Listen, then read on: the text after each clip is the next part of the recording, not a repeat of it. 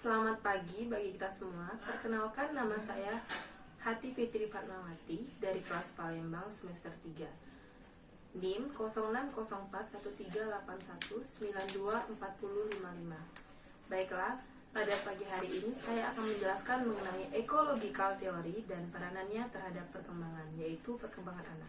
Baiklah, langsung saja masuk ke penjelasan. Teori ekologi memandang bahwa perkembangan manusia dipengaruhi oleh konteks lingkungan. Hubungan timbal balik antara individu dengan lingkungan yang akan membentuk tingkah laku individu tersebut. Teori ekologi perkembangan anak diperkenalkan oleh Uri Bronfenbrenner, seorang ahli psikologi dari Cornell University, Amerika Serikat.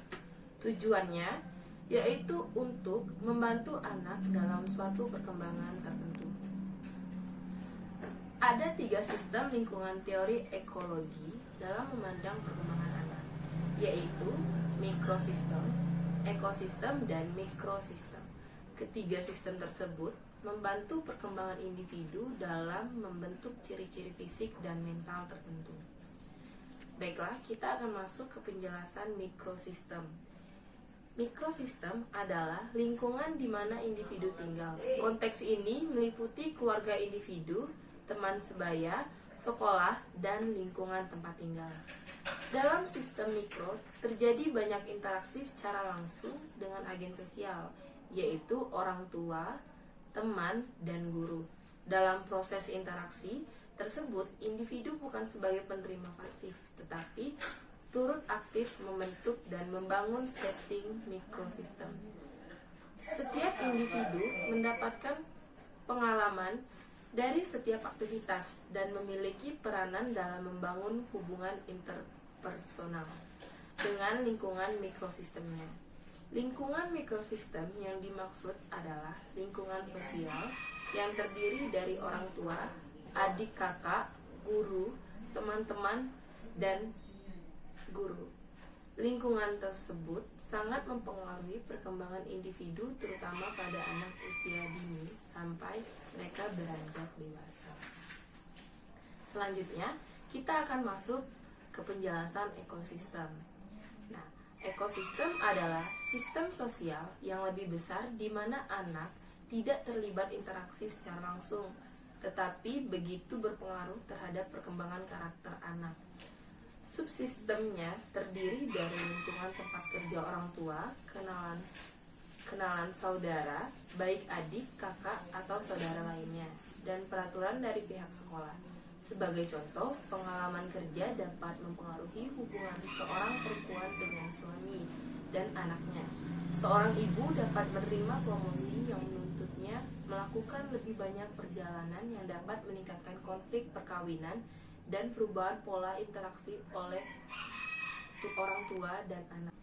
Subsistem ekosistem lain yang tidak langsung menyentuh pribadi anak, akan tetapi sebagian besar berpengaruh adalah koran, televisi, dokter, keluarga besar, dan lain-lain. Yang selanjutnya yaitu makrosistem. Makrosistem adalah sistem lapisan terluar dari lingkungan anak. Subsistem makrosistem terdiri dari ideologi negara, pemerintah, tradisi, agama, hukum, adat istiadat, budaya, dan lain sebagainya. Di mana semua subsistem tersebut akan memberikan pengaruh pada perkembangan karakter anak. Menurut Beck, budaya yang dimaksud adalah subsistem ini adalah pola tingkah laku, kepercayaan, dan semua produk dari sekelompok manusia yang diwariskan dari generasi ke generasi. Selanjutnya yaitu kita masuk ke dalam penjelasan pendidikan karakter perspektif ekologi perkembangan.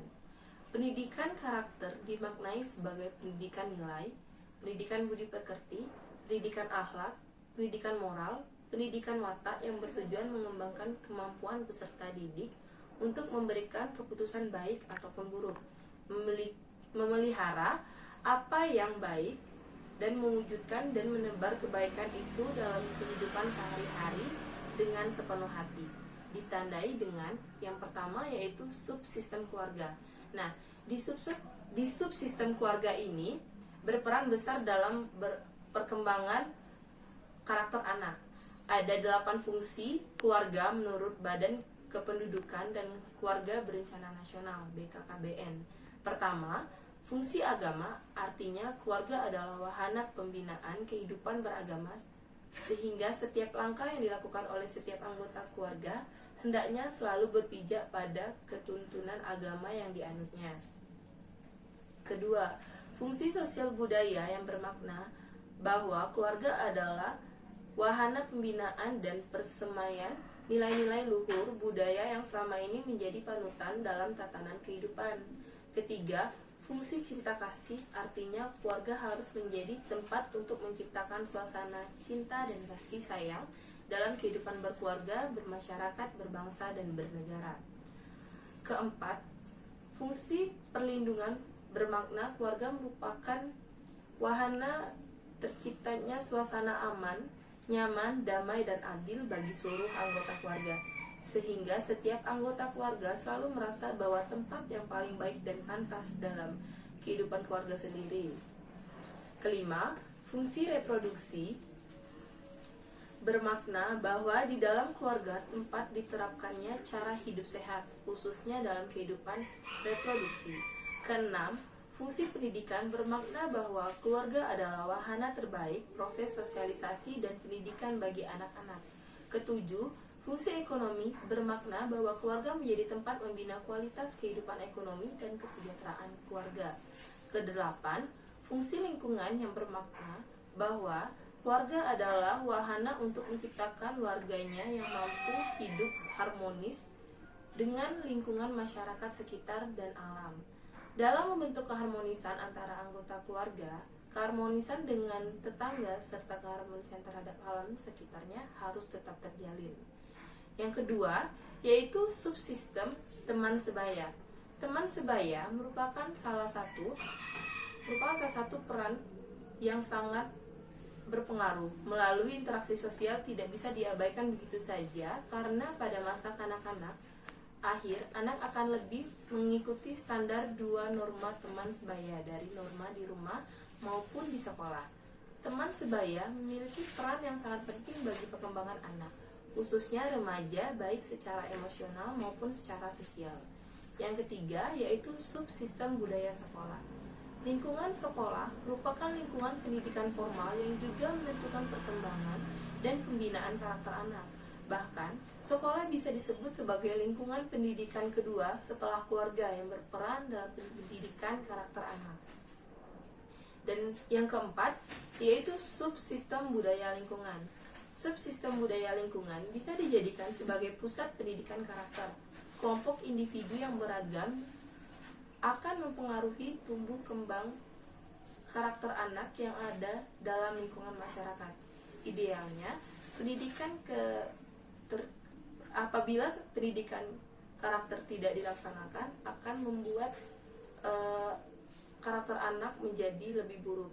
Maka dari itu, pendidikan karakter dilaksanakan dengan berbasis budaya lokal di mana anak tinggal. Dan selanjutnya yaitu kita masuk ke kesimpulan. Menurut teori ekologi ini, tujuannya untuk memahami interaksi yang dinamis dan kompleks antara individu dan berbagai aspek lingkungannya. Dapat disimpulkan bahwa perkembangan anak tidak terlepas dari lingkungan dari orang-orang terdekat, serta perkembangan anak oleh interaksi antara seorang anak dengan lingkungan. Jika lingkungannya baik, maka anak tersebut berpotensi besar menjadi anak yang baik atau orang dewasa yang baik. Dan begitu juga sebaliknya, jika lingkungannya buruk, maka anak akan berpotensi besar untuk menjadi buruk. Sekian penjelasan dari saya. Apabila terdapat salah kata, saya mohon maaf. Kepada Allah saya mohon ampun. Baiklah, selamat pagi.